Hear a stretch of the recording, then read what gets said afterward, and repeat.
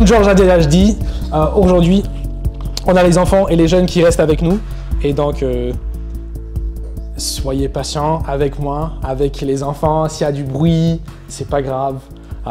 Je le dis maintenant parce que c'est, bien sûr, ça va être mes enfants qui font du bruit. Donc, s'il y a du bruit, si à un moment donné, il y a un tout petit être humain qui court vers moi en criant « Papa !» ne craignez pas, c'est juste mon fils qui arrive, comme toujours, faire du bruit. Mais aussi pour les jeunes et pour les enfants, je vous ai préparé des fiches d'activités qui sont en lien avec ce que je vais dire.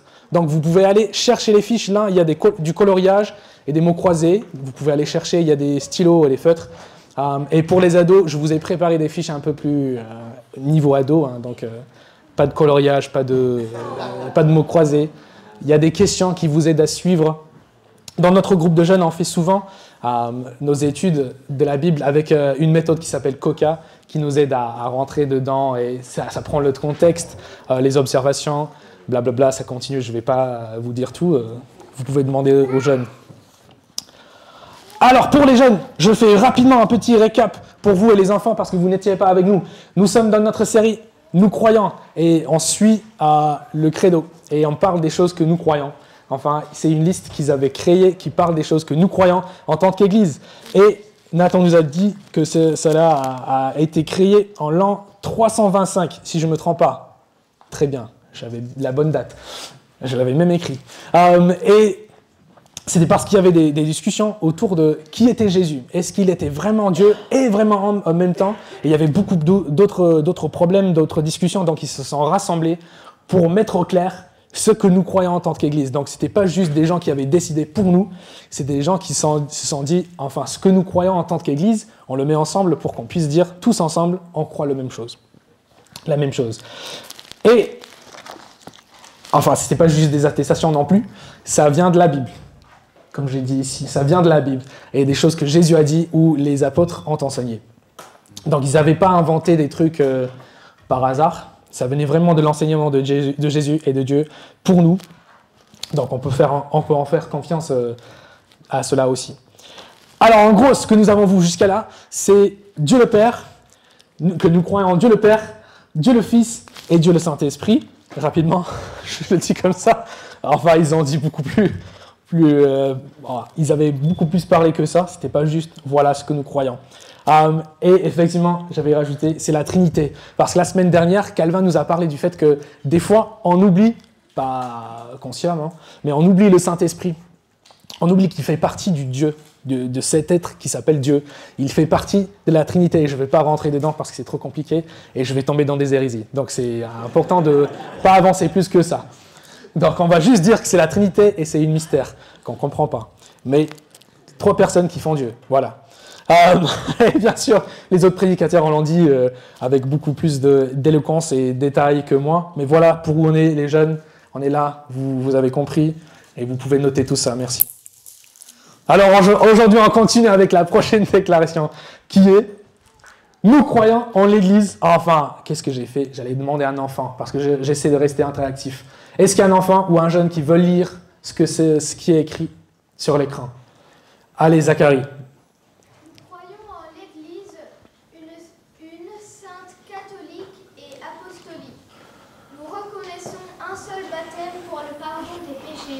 Excellent, merci beaucoup. Donc vous voyez, c'est assez dense.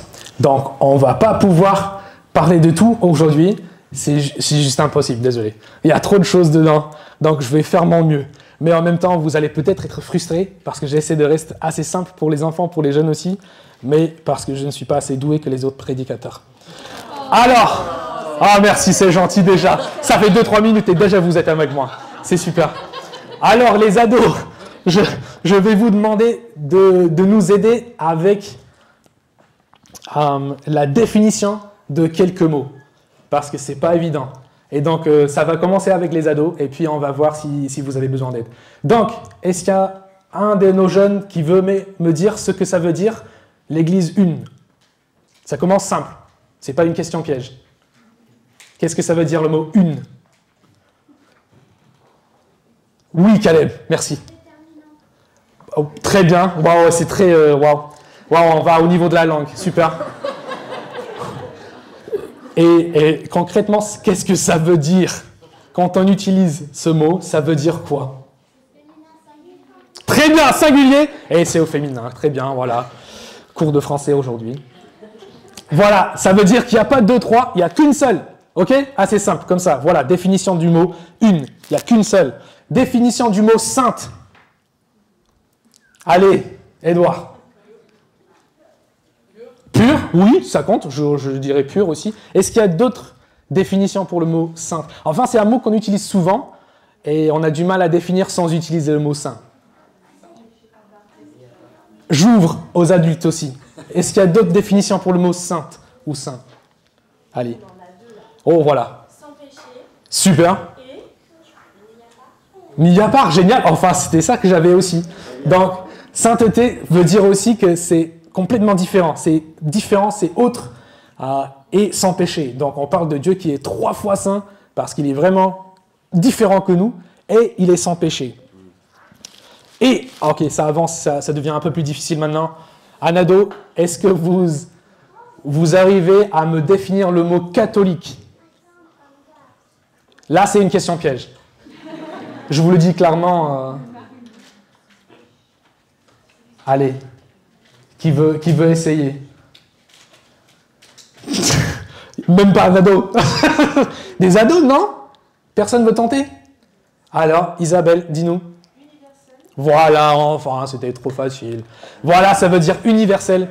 Là, on ne parle pas juste de l'Église romaine, catholique, avec un grand C. C'est ça la différence? Si c'est un grand C ou un petit C, je ne sais pas.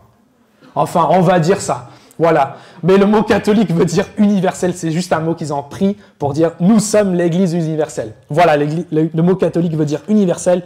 Et ça veut dire pour nous que ce n'est pas juste pour une certaine région, pas juste pour un peuple en particulier. C'est mondial, c'est universel. Et le mot apostolique. Est-ce qu'il y a un jeune qui veut tenter définir le mot apostolique avant que je passe aux adultes? Personne. Waouh. Merci. Merci les jeunes. Waouh. Vous êtes gentils. Allez, on passe aux adultes. Est-ce qu'il y a un adulte qui veut définir le mot apostolique? Ou est-ce qu'on est trop timide ce matin? Ah, Tia, merci, dénoncer comme ça. Tia a la définition pour nous. Génial.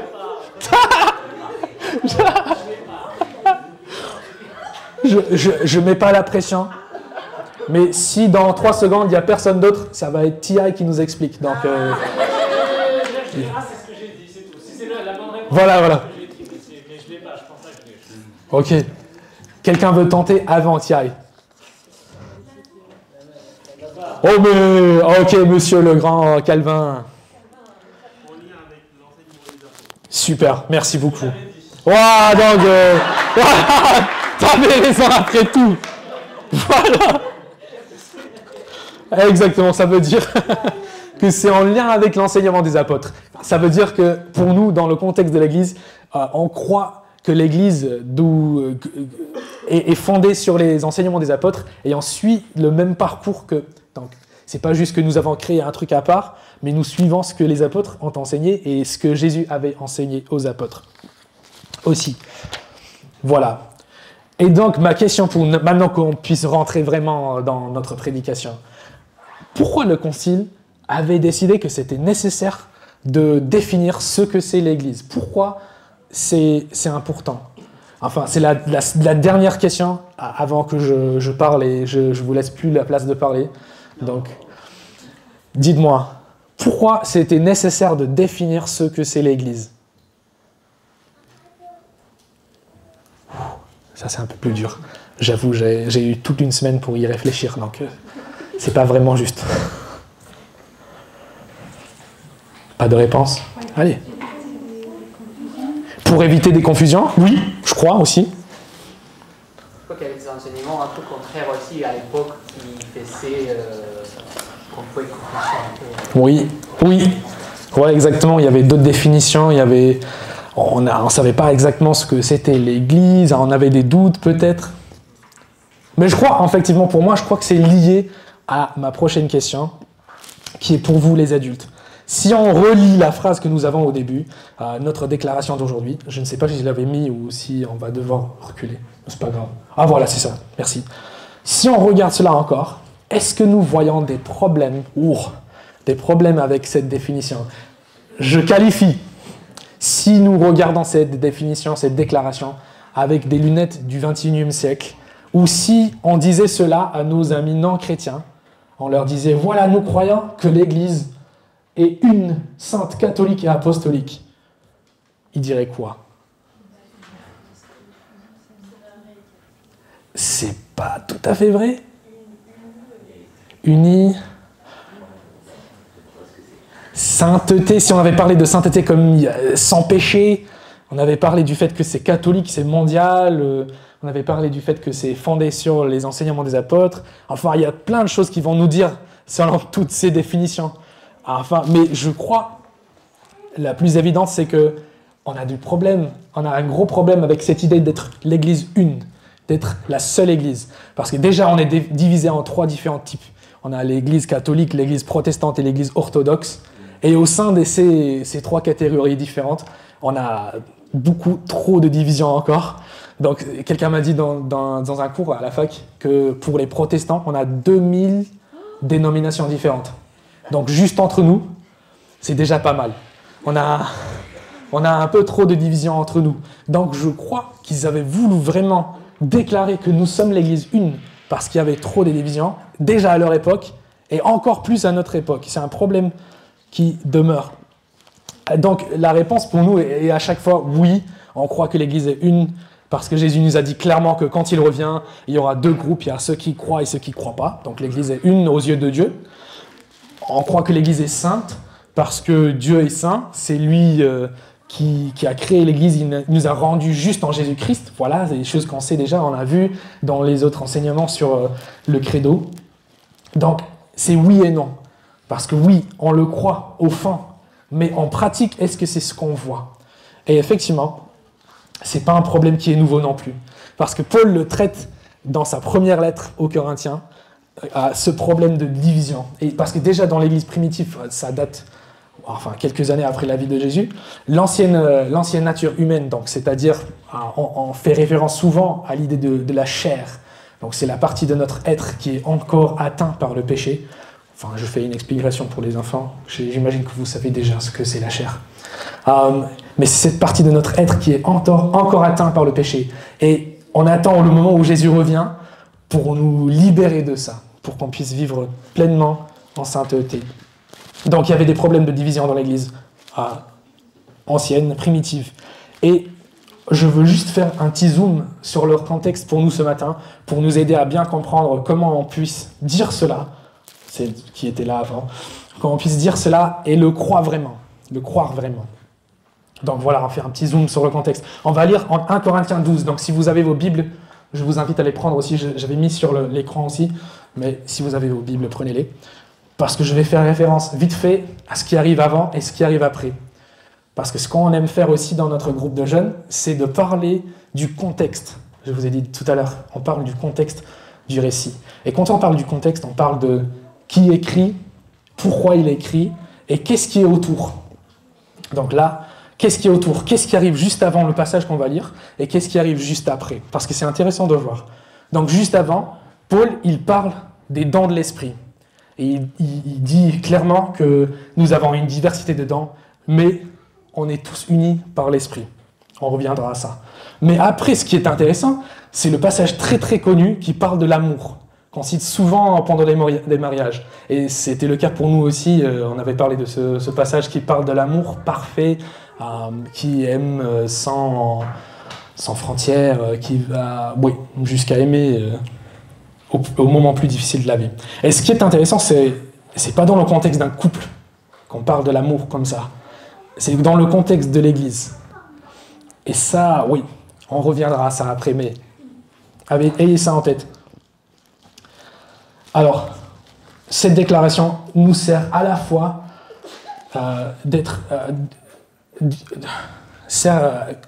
comme une description de ce que nous croyons déjà, mais aussi sert à nous rappeler pourquoi nous croyons ce que nous croyons et comment nous pouvons vivre ce que nous croyons. Waouh, ça c'est une phrase difficile à dire en français. Ouh, beaucoup de mots croix. Alors, faisons zoom. Allez, on va lire. Désolé, j'ai trop sauté. C'est ma faute. Allez, on va lire 1 Corinthiens. Le corps forme un tout, mais a pourtant plusieurs organes, et tous les organes du corps, malgré leur grand nombre, ne forment qu'un seul corps. Il en va de même pour Christ. En effet, que nous soyons juifs ou grecs, esclaves ou libres, nous avons tous été baptisés dans un seul esprit pour former un seul corps, et nous avons tous bu à un seul esprit. Ainsi, le corps n'est pas formé d'un seul organe, mais de plusieurs. Si le pied disait « Puisque je ne suis pas une main, je n'appartiens pas au corps », ne ferait-il pas partie du corps pour autant? Et si l'oreille disait « Puisque je ne suis pas un œil, je n'appartiens pas au corps », ne ferait-elle pas partie du corps pour autant? Si tout le corps était un œil, où serait... Ah, c'est un mot difficile. L'ouïe, super.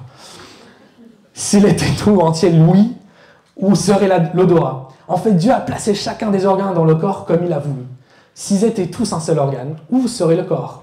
Il y a donc plusieurs organes, mais un seul corps. Il répète plusieurs fois la même phrase. L'œil ne peut pas dire à la main « Je n'ai pas besoin de toi », ni la tête dire aux pieds « Je n'ai pas besoin de vous ». Bien plus, les parties du corps qui paraissent être les plus faibles sont nécessaires, et celles que nous estimons être les moins honorables du corps, nous les entourerons d'un plus grand honneur.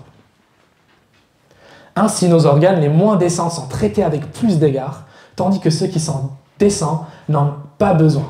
Dieu a disposé le corps de manière à donner plus d'honneur à ce qui en manquait, afin qu'il n'y ait pas de division dans le corps, mais que tous les membres prennent également soin les uns des autres. Si un membre souffre, tous les membres souffrent avec lui.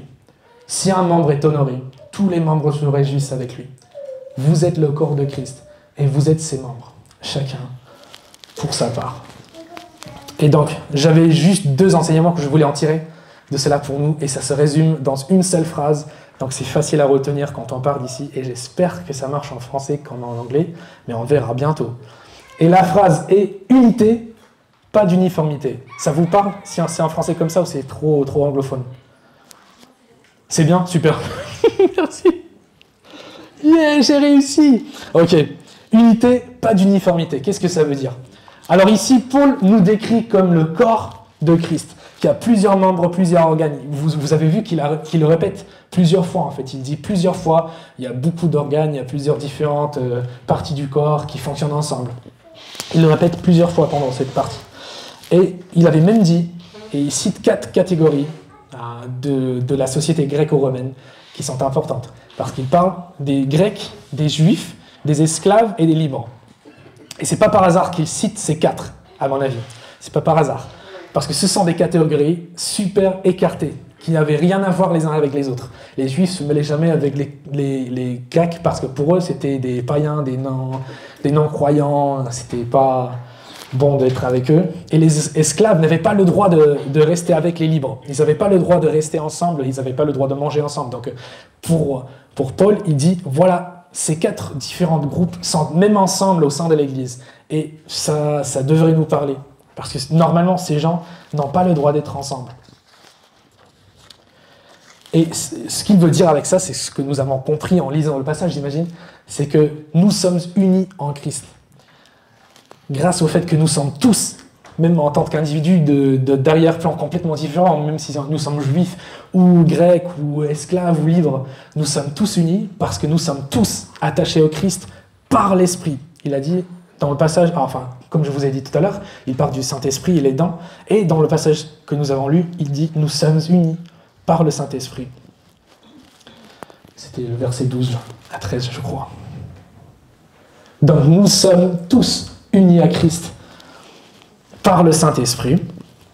Mais vu que nous sommes tous unis à Christ, nous avons aussi sa sainteté. Parce que c'est lui la tête du corps. Nous formons son corps, tous ensemble, même si nous sommes différents.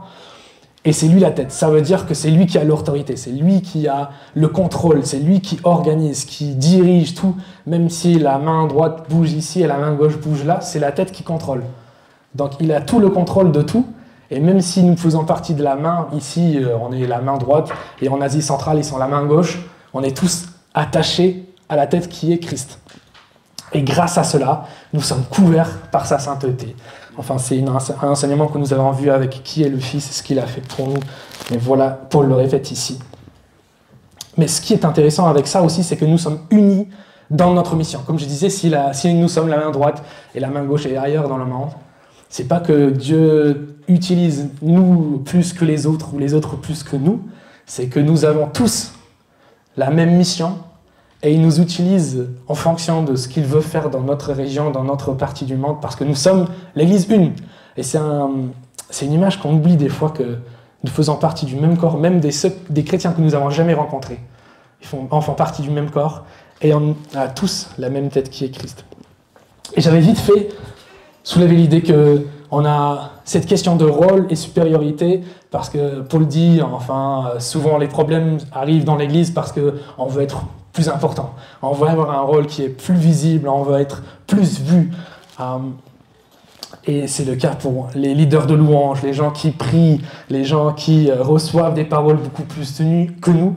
Nous avons souvent l'impression que nous sommes moins importants qu'eux. Enfin, ils ont un rôle plus important, ils sont supérieurs. Mais enfin, ce que Paul nous dit dans ce passage, c'est qu'il n'y a pas de supériorité dans l'Église. Il y a juste des rôles différents, des dons différents. Alors, juste pour marteler le point, je vais vous montrer une image qui parle d'unité. Alors, Ezra, je t'avais demandé de nous dire ce que c'est. Qu'est-ce que c'est? Tu te rappelles du mot en français, tu veux le dire en anglais? C'est le rugby, et c'est quelle action? Tu te rappelles?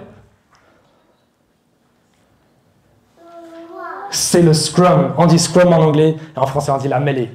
Enfin, c'est une partie importante du rugby. Je suis fan de rugby, j'ai grandi avec le rugby. Je vous explique très rapidement pourquoi c'est utile pour nous de parler de la mêlée. Enfin, je ne sais pas si vous voyez, mais il y a 8 hommes par côté. Il y a 3 devant. Et leur rôle, c'est des gros, ils sont forts. Ils se serrent bien fort, et leur rôle, c'est de rester plat, au plus plat possible, parce que toute la puissance va passer par leurs épaules, enfin, ça passe par leur dos, par leurs épaules, et c'est par là qu'on pousse. Et s'ils ne sont pas rigides, s'ils ne sont pas tous ensemble, ça casse, et on a des problèmes graves, ça tombe, en fait. Parce que vous voyez que leurs mains, ils avaient juste une main sur l'autre côté, et si sa main est trop faible, tout casse, et la mêlée est perdue. Juste derrière, on a 2 autres. Et eux, leur rôle, c'est d'être la puissance, d'être le moteur. Ils doivent pousser aussi fort que possible parce qu'ils sont juste derrière la première ligne qui a toute la pression sur leurs épaules. Donc, ils doivent pousser direct devant. Ils ne peuvent pas dévier parce que s'ils dévient à droite, à gauche, ça cause des problèmes aussi, comme vous avez vu, parce que les personnes devant, ils essaient de tout tenir ensemble. Juste à côté, eux, sur les ailes, on a les deux ailiers qui sont à côté. Et leur rôle, c'est de faire de sorte qu'ils poussent, enfin tout le monde pousse tout le temps, mais seul leur rôle, c'est de guider. Parce que si l'homme à droite pousse plus fort que l'homme à gauche, ça va tourner. Et en rugby, c'est une pénalité. On n'a pas le droit de tourner la mêlée. Donc ils doivent tous pousser en même temps, avec la même force que la personne de l'autre côté, pour faire de sorte que ça avance doucement vers la même direction avec beaucoup de force. Et celui qui est derrière, c'était mon rôle, c'est de pousser super fort, aussi fort que possible, parce qu'il n'a pas d'autre rôle dans le mêlée. Il est juste là pour donner un peu de puissance, et pour crier et faire peur. Et donc, voilà, je criais beaucoup. Mais vous voyez que tous ensemble, s'ils n'étaient pas là, si on enlève un homme de cette mêlée, enfin, pendant un jeu de rugby, si tu enlèves une personne, on n'a plus le droit de faire la mêlée, parce que c'est trop dangereux. Parce que ça va gagner facilement de l'autre côté, sauf si on le remplace avec quelqu'un d'autre. Mais normalement, on n'a plus de droit. Donc si on enlève quelqu'un, juste une personne qui a un rôle particulier dans cette mêlée, tout casse. Ça ne fonctionne plus comme un tout, parce que ça devrait être un seul corps. Et c'est ça que j'aime des sports d'équipe, d'ailleurs, qu'on parle du fait qu'on est tous ensemble en cours, aussi rapidement que la personne la plus lente. En cours, enfin, on est aussi forte que la personne la plus faible. Voilà, vous avez compris. L'idée, on est tous ensemble, on forme une équipe. Voilà. Pour moi, ça parle de l'Église, peut-être pas pour vous. On verra. Quand vous regardez le rugby cet après-midi avec les 6 nations, vous allez voir. L'Angleterre, on a gagné hier, donc on est content. Juste, à peine. C'était... Ouais. À peine, mais on avait gagné, comme contre les Français. Alors, on continue. C'est moi qui ai le micro, donc... Allez, on continue. La deuxième partie de la phrase, on avait parlé d'unité, elle n'a pas d'uniformité. Donc j'avais fait référence déjà au fait que nous avons des dons différents. Et juste avant, Paul parle du fait que le Saint-Esprit, qui est le même, nous donne des dons différents pour l'édification de l'Église. Donc on est tous ensemble avec des dons différents. Donc j'ai cité tout à l'heure des prédicateurs, les leaders de louange, les gens qui prient, qui reçoivent des paroles. Enfin, et Paul a dit, il n'y a pas de supériorité. Il n'y a pas un don qui est plus important que l'autre. Parce que s'ils ne fonctionnent pas tous ensemble, comme la mêlée, comme nous avons vu, ça ne fonctionne pas. L'Église doit fonctionner tous ensemble avec les dons différents. Et enfin, c'est à la fois quelque chose de collectif, parce que nous le faisons tous ensemble, mais c'est aussi un challenge personnel, parce qu'il faut reconnaître ses dons. Il faut être conscient de ce que Dieu nous a donné et comment nous pouvons édifier l'Église avec les dons que nous avons. Et donc, à chaque fois qu'on se rassemble ici, c'est pas juste une question d'écouter une prédication ou d'écouter les leaders de louange nous diriger vers le Père. Ce qui est bon et ce qui est utile, ça nous aide à continuer à cheminer avec le Seigneur. Mais ce qui est important, c'est que nous venons tous avec nos dons différents pour édifier l'Église. Et ça peut être les dons d'évangélisation. On avait parlé de l'atelier qui va nous aider à évangéliser. Ça peut être un don d'évangélisation, ça peut être la prédication, ça peut être les soins pastoraux, de prendre soin des autres, ça peut être prier. Enfin, il y a toute une liste, vous pouvez regarder. Il y a toute une liste juste avant. Et encore, Paul le répète, juste après le passage que nous avons lu aussi, il répète qu'il y a des dons différents qui nous aident à travailler ensemble. Et effectivement, pour moi, c'est pour ça que je trouve que cette image du corps humain est super. Parce que c'est super complexe. Et moi, je n'ai pas étudié beaucoup, j'avoue. Et je suis sûr qu'il y a d'autres personnes qui avaient beaucoup plus étudié le corps humain que moi dans cette salle. Donc, je ne suis pas spécialiste, je vous le dis tout de suite. Mais ce qui m'émerveille, c'est que c'est super complexe. On regarde juste des petites parties du corps, et même au sein d'une cellule. Et s'il y a une partie qui ne fonctionne pas correctement, ça cause des gros problèmes. Parce qu'il y a des choses super fines qui font que le tout fonctionne ensemble. Et je ne peux pas vous dire plus que ça. S'il y a des spécialistes dans la salle, vous pouvez dire plus tout à l'heure. Mais vous voyez, même au niveau du cerveau, si une protéine ne fonctionne pas correctement, ça cause des déséquilibres dans notre cerveau ici. Donc vous voyez, c'est très fin, c'est très spécifique. Et comme nous avons des dons différents, et si nous ne travaillons pas ensemble, ça cause des problèmes, ça cause des déséquilibres. Et comme nous avons vu avec notre vision d'église, ce que nous voulons, c'est d'être une église qui est rassemblée, qui a toutes nos dons et qui les utilise dans nos 3 axes différentes pour bénir non seulement les gens de cette église, mais les gens de l'extérieur. Et finalement, sur pas d'uniformité, je voulais juste vous dire que c'est un reflet de la diversité et de la beauté de Dieu et de sa création. Et c'est ça qui est beau ici. Je faisais référence tout à l'heure au fait que nous faisons partie du corps du Christ qui touche toute la terre. Et donc, ce qui est spécial pour nous, c'est que nous pouvons aller ailleurs dans le monde. On pourrait aller, je citais Asie centrale tout à l'heure. On pourrait aller en Asie centrale et on loue le même Dieu, mais dans une culture différente. Et c'est tellement beau de voir comment Dieu utilise nos cultures différentes pour le louer, pour l'adorer quand même. Donc il y a certaines cultures où ça danse beaucoup plus. Je me rappelle d'un pasteur qui était non pas aux États-Unis, mais en Afrique du Sud, et qui était dans une église noire dans l'époque où c'était ségrégué, et il était blanc. Et donc il disait pour lui, c'était pas juste la culture qui était différente, mais il y avait aussi cette tension. Mais ce qui était incroyable pour lui, c'est de voir comment Dieu utilisait les cultures différentes pour quand même louer le même Dieu. Il nous a créés avec des différences de dons qui le reflètent, qui reflètent sa beauté, sa puissance, sa gloire dans tous les différents aspects de nos cultures. Donc, on a cette grâce aussi de pouvoir vivre ça, en vie dans une capitale. Donc, on a des gens de tout horizon, des Anglais, des Français, des gens de partout. Et nous avons tous des cultures différentes qui nous aident à glorifier et à louer Dieu ensemble. Donc, vite fait, je reviens à la déclaration, parce que je ne veux pas prendre trop de temps non plus. Donc, vous voyez, nous avons vu vite fait que Paul adresse le fait que l'Église est une. Nous avons l'unité en Christ par l'Esprit. Il a fait allusion au fait que nous sommes saintes grâce au fait que Jésus est la tête et il nous couvre de sa sainteté. Il a parlé du fait que nous sommes catholiques parce qu'il avait cité les 4 différentes catégories de l'époque en disant, voilà, on est tous ensemble. Et ailleurs, il parle du fait qu'il n'y a plus de Grecs, il n'y a plus d'esclaves, il n'y a plus de Juifs. On est tous un seul et même corps. Et oui, c'est catholique.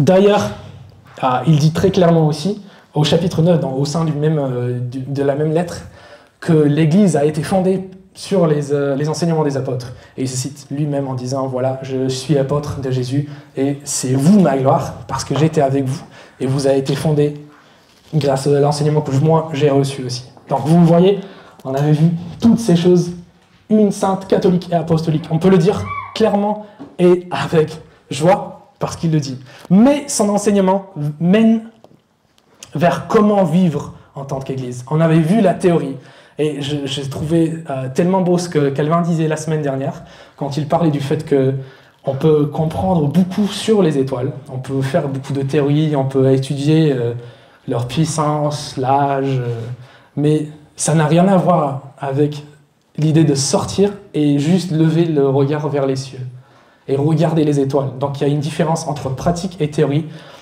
ce qui est utile à voir avec nous aujourd'hui. Donc, vite fait, parce que je veux terminer là, je veux qu'on chante, je prie, en prie. Si nous voyons nos frères et sœurs comme d'autres parties du corps auxquelles nous faisons aussi partie, nous voyons l'Église une. Si nous voyons nos frères et sœurs comme des pécheurs qui sont maintenant rachetés et couverts par la sainteté de Christ, par le même esprit qui vit en nous, nous voyons l'Église sainte. Si nous voyons nos frères et sœurs comme un reflet de la beauté et de la diversité de la création de Dieu lui-même, venant de tout horizon et tout peuple qui ont tous accès au même salut, comme nous, nous voyons que l'Église est catholique. Si nous voyons nos frères et sœurs comme les disciples, des disciples, etc., des apôtres, qui étaient eux-mêmes des disciples de Jésus, nous voyons comment l'Église est apostolique et fondée sur l'enseignement des apôtres. Et effectivement, cela change tout. Si on arrive à voir nos frères et sœurs, voir l'Église plus large, avec ses lunettes, ça change tout. Ils deviennent précieux à nos yeux, comme aux yeux de Dieu. Et on voit l'épouse de Christ. Dieu nous dit qu'il prépare une épouse pour son fils, et c'est nous l'Église. Et c'est tellement beau, c'est une belle image. Je n'ai pas le temps de le dire plus maintenant. Alors, j'aimerais terminer avec cette question. Parce que, comme on a dit, c'est bon d'avoir une bonne théorie, c'est bon de comprendre comment nous pouvons voir toutes ces choses dans l'enseignement de Paul, mais comment ça change ma vie? Comment ça change, comment je vis ma vie cette semaine? Donc, comment vivons-nous cette réalité? Si nous disons avec sûreté que nous croyons en l'Église, nous croyons que c'est une sainte catholique apostolique, comment ça change notre vie? Et je n'ai pas forcément la réponse pour vous, parce que je crois que c'est quelque chose que le Saint-Esprit veut travailler en nous tous. Il veut nous aider, comme nous avons vu avec nos ex, notre vision, ils veulent qu'on soit ensemble, nous travaillons cela ensemble. Donc, priez cela, méditez cela cette semaine. Qu'est-ce que je peux faire pour vivre cette semaine? Parce que j'ai vraiment pas le temps. Désolé, j'ai beaucoup trop parlé. Mais on a fait référence au fait que nous sommes une famille. Et Paul dit dans ce passage que quand nous souffrons ensemble. Comme nous vivons dans la joie, nous vivons la joie ensemble. Et c'est quelque chose que nous aimerions vivre aussi, les uns avec les autres. Non seulement juste avec les autres membres de cette Église, mais les autres membres de l'Église plus large. Donc, je vous exhorte à prier pour vos frères et sœurs aussi qui souffrent et de réjouir avec ceux qui vivent des choses merveilleuses avec Dieu. Et nous avons eu la grâce de travailler avec OM, qui est un organisme mondial qui nous aidait à être en lien avec d'autres nouvelles, des souffrances des autres, mais aussi les gloires des autres. Comment Dieu a utilisé les gens pour glorifier son nom. Donc je vous encourage à trouver ces infos ici, là où vous voulez, mais pour prier et remercier Dieu pour ce qu'il fait en nous et à travers nous. Et j'aimerais juste terminer, parce que moi j'ai beaucoup trop parlé, en vous demandant de relire avec moi cette déclaration. Je sais que ça fait un peu bizarre, on peut peut-être se lever pour le lire ensemble, parce que ce que j'aimerais, c'est que nous oui, ça ne devient pas juste quelque chose que nous entendons, mais quelque chose que nous croyons, nous proclamons ensemble. Donc, on va lire cette déclaration ensemble, et puis je vais prier, et puis je vais inviter l'équipe louange de revenir, et on va chanter cela, et on va louer Dieu pour ce qu'il fait. Allez, lisons ensemble. Nous croyons en l'Église, une, sainte, catholique et apostolique. Nous reconnaissons un seul baptême pour le pardon des péchés. Seigneur, merci beaucoup. Merci que c'est toi la tête. Seigneur, on peut revenir à toi. Seigneur, c'est pas grâce aux dons de chacun ici que nous continuons dans le voie, que tu avais tracé pour nous, Seigneur, mais c'est grâce au fait que c'est toi la tête. C'est toi qui nous dirige. Seigneur, merci pour cet enseignement qui nous rappelle que nous sommes unis en toi, Seigneur. Nous formons un seul corps. Seigneur, nous ne sommes pas des individus, mais nous formons un seul corps qui est le tien. Seigneur, merci pour ce privilège de pouvoir vivre cela ensemble, Seigneur. Aide-nous à vivre cela de manière plus authentique, Seigneur. De vivre cela de manière que ça touche les autres, Seigneur. Que ça fait rajouter d'autres personnes à notre corps, Seigneur. À notre assemblée, à nous, Seigneur. Pour qu'on puisse rajouter des membres à ton corps, Seigneur. Merci pour ce privilège que nous avons, Seigneur. Aide-nous à te louer maintenant, Seigneur, avec ce que nous avons appris, Seigneur. Et aide-nous à mettre ce que nous avons entendu, Seigneur, en pratique cette semaine, Seigneur. Aide-nous à vraiment appliquer cela dans nos vies pour que tu sois glorifié en toutes choses. Amen. Amen.